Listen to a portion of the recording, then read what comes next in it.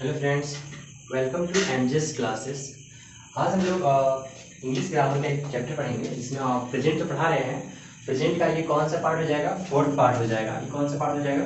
Fourth part, present perfect continuous tense. इसे हिंदी में क्या कहते हैं? पूर्ण तत्कालीन वर्तमान काल। क्या कहते हैं उसे हम लोग? पूर्ण तत्कालीन वर्तमान काल। देखो इसकी पहचान क्या होती है, इसकी क्या होती है पहचान, क्या होती है? देखो पहचान दो तरीके से, हिंदी जो वाक्य होता है उसमें और यहाँ पर इंग्लिश वाक्य होता है उसमें हम दो तरह से देखेंगे कि हिंदी में जो होता है ता रहा है, ती रही है और ते रहे हैं इत्यादि सब आए, उससे क्या कहोगे? पूर्ण तत्कालीन वर्तमान काल यानी प्रेजेंट परफेक्ट कंटीन्यूअस टेंस का वाक्य समझोगे। नेक्स्ट देखेंगे कि इंग्लिश में क्या होता है। इंग्लिश में जब कोई सेंटेंस लिखा हो उसमें सब्जेक्ट के साथ साथ हैज और हैव हो। मेन क्या होता है? हैज और हैव और बीन और एम फोर, ये अगर सब दिया हो और यहाँ फोर और सिंस प्लस टाइम लगा हो उसे क्या कहेंगे? प्रेजेंट परफेक्ट कंटीन्यूअस टेंस का वाक्य समझेंगे। अब देखो कैसे, यहाँ देखो इसकी पहचान तो समझ गए कि इसकी मतलब हिंदी में पहचान कैसी होती है? ता रहा है, ती रही है, ते रहे हैं, है ना? या इसमें हैज और हैव लगना चाहिए, प्रेजेंट चल रहा है तो बीन और एम फोर और ऑब्जेक्ट साथ यहाँ पर फोर और सिंस प्लस टाइम हो तो क्या समझेंगे? पूर्ण तत्कालीन वर्तमान काल यानी प्रेजेंट परफेक्ट कंटीन्यूअस टेंस, है ना? तो चलिए इसको बारे में हम लोग डिटेल से पढ़ते हैं एक एक करके। यहाँ पर देखेंगे कि हम लोग कोई भी जो सेंटेंस होता है पांच तरीके से बनाते हैं ना, 5 टाइप से, affirmative, negative, interrogative, interrogative negative और डब्ल्यूएच वर्ड। उसमें हम लोग दो के बारे में बात कर रहे हैं, है ना? अफर्मेटिव और नेगेटिव में, क्योंकि इसमें थोड़ा सा कंफ्यूजन ज्यादा होता है बच्चों लोग का कि इसमें एक्चुअली रियल में होता क्या है। देखोगे कि जो प्रेजेंट परफेक्ट कंटीन्यूअस टेंस के जो अफर्मेटिव होता है पहला, उसका स्ट्रक्चर कैसा होता है? तो पहले क्या होता है? सब्जेक्ट, साथ में क्या होता है? हैज और हैव प्लस बीन प्लस एमबी4, मतलब भी प्लस आईएनजी कहते हैं एमबी4 को, ऑब्जेक्ट फोर या सिंस प्लस टाइम। अब बोलोगे यहाँ पे एक नया वर्ड है क्या? फोर और सिंस प्लस टाइम, इसको दोनों में से कोई एक ही यूज करेंगे तो उसको हम कहाँ यूज करेंगे इसके बारे में देख लेते हैं। पहले देखोगे कि जब भी कोई काम क्या हो, फिक्स टाइम हो, टाइम डेट वगैरह हो, उसमें क्या लगा देंगे? यहाँ पर सिंस लगा देंगे। क्या लगा देंगे? उसमें सिंस लगा देंगे, सब कुछ यहाँ पर।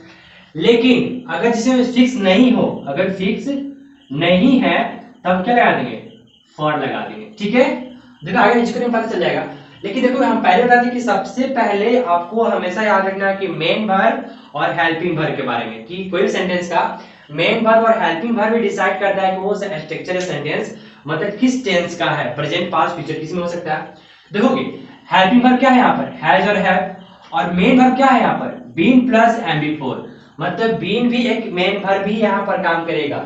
अब देखो वर्ब जब पढ़ाएंगे उसमें बता देंगे कि ऐसा क्यों होता है कि जब एक सेंटेंस में दो से अधिक वर्ब आते हैं तो बस एक हेल्पिंग वर्ब, बाकी जितना रहता है सब मेन वर्ब बन जाता है। ठीक है, देखोगे पहला क्वेश्चन, मोहन 2 दिनों से खेलता रहा है, इसकी पहचान क्या होती है? ता रहा है। हिंदी में क्या पहचान होती है? ता रहा है। और इंग्लिश में क्या होना चाहिए? हैज बीन या हैव बीन और प्लस आईएनजी वाला और या फोर है ना? देखो यहाँ पर कि Mohan has been playing, subject क्या है? मोहन, मोहन के साथ हैज लगेगा क्योंकि मोहन सिंगुलर है और सिंगुलर सारे हैज लेकर आते हैं। बीन और यहाँ पर वर्ब में क्या लगाएंगे? एमबी4, तो क्या है यहाँ पर? प्लेइंग। अब ऑब्जेक्ट यहाँ पर कुछ नहीं, अगर फुटबॉल हो तो फुटबॉल लगा देते हैं।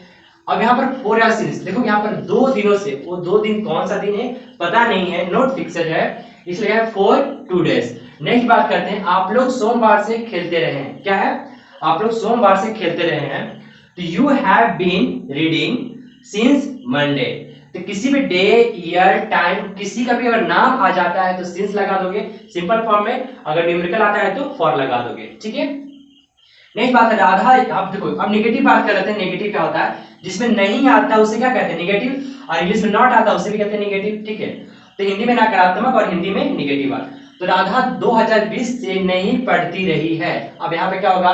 Radha has not. अब नॉट कहाँ लगाएंगे बता दिया पहली क्लास में कि नॉट हमेशा मेन वर्ब से पहले आता है, और यहाँ पे मेन वर्ब क्या है? ये दोनों है। देखो तो बीन प्लस एमबी4 क्या है? मेरा मेन वर्ब है, तो उससे पहले नॉट लगेगा। तो Radha has not been reading since 2020। ठीक है, अब हम लोग 2 महीनों से नहीं खेलते रहे हैं, तो we have not been playing. क्या हो जाएगा? वी हैव, क्योंकि वी के साथ क्या रहेगा? हैव रहेगा, क्योंकि वी प्लूरल होता है तो वर्ब भी क्या होगा? हेल्पिंग वर्ब भी आने वाले प्लूरल होंगे, तो हैव यहाँ प्लूरल होता है। We have not been playing for 2 months। क्या हो जाएगा? For 2 months। क्योंकि मंथ जो है यहाँ पर न्यूमेरिकल 2 आ रहा है, इसलिए क्या लग गया 4 लग गया। ठीक है, तो आप चाहो तो इस स्क्रीनशॉट ले लो ताकि हम इसके आगे का देख सकें। देखेंगे यहाँ पर कि इंट्रोगेटिव नेगेटिव और WH वर्ड के बारे में। ठीक है, तो दो पहले हो गया, अब ये है ना। तो इसमें देखेंगे इंट्रोगेटिव क्या होता है। इंट्रोगेटिव होता है सबसे पहले क्या वर्ड को लगाना। ठीक है, जैसे क्या आप 10 दिनों से दौड़ते रहे हैं, तो क्या हो जाएगा, तो जब भी बताते हैं इंट्रोगेटिव होता है तो हेल्पिंग वर्ब पहले आता है, और हेल्पिंग वर्ब कौन है, हैज या हैव। तो बताओगे हैज और हैव सब्जेक्ट के अनुसार आता है। सब्जेक्ट यहाँ पर यू है तो उसके साथ क्या लगेगा, यू के साथ हैव लगता है तो हैव आ गया। अब यहाँ पे क्या, सॉरी यहाँ फुल स्टॉप है, यहाँ पर हैव यू बीन रनिंग, क्या है, have you been running for 10 days। यहाँ पर ऑब्जेक्ट है नहीं, कोई दिक्कत नहीं। नेक्स्ट है इंट्रोगेटिव नेगेटिव, मतलब क्वेश्चन करते करते यहाँ पढ़ते होते, क्या पहले इंट्रोगेटिव हो गया और नहीं भी है तो नेगेटिव हो गया। इंट्रोगेटिव नेगेटिव, तो क्या राम रविवार से फुटबॉल नहीं खेलता रहा है। अब क्या हो जाएगा यहाँ पर कि हैज राम, पहले क्या हो जाएगा, राम के साथ हैज लगता है, हैज राम, और ये मेन वर्ब हो गया, मेन से पहले क्या आता है, नॉट आता है। Has Ram not playing football. अब यहाँ पर क्या है, रविवार, एक डेट का, डे का नाम दिया है, तो यहाँ पर सिंस मंडे। नेक्स्ट बात करते हैं कि कोयल 4 दिनों से कैसी गीत गाती रही है। अब कोयल नाम कोई लड़की है, ऐसे वो कोयल मत समझना। ठीक है, तो हाउ हैज, अब देखो यहाँ पर कैसे बीच में आ गया तो डब्ल्यू चाहिए होता है, तो इसका कैसे क्या होता है, हाउ। अब एक क्वेश्चन मार्क है ना, इंट्रोगेटिव है ना, तो सब्जेक्ट से पहले क्या आएगा, हेल्पिंग वर्ब आएगा। तो how has Koyal been singing a song for 4 days, for 4 days। अब यहां ध्यान दोगे कि अगर बोलता है कोयल 4 दिनों से कैसी गीत नहीं गाती रही है, तो अब नॉट आता है इसमें भी, जिसे नॉट कहां लगाते हैं, बीन से पहले लगाते हैं, कि क्या है, मेरा मेन वर्ब है ना। तो आई होप कि आपको ये वीडियो अच्छी लगी, अगर अच्छी लगी तो लाइक करें, कमेंट करें और शेयर करें और सब्सक्राइब करना ना भूलें। ठीक है, ताकि आपको हर एक वीडियो सबसे पहले मिल सके।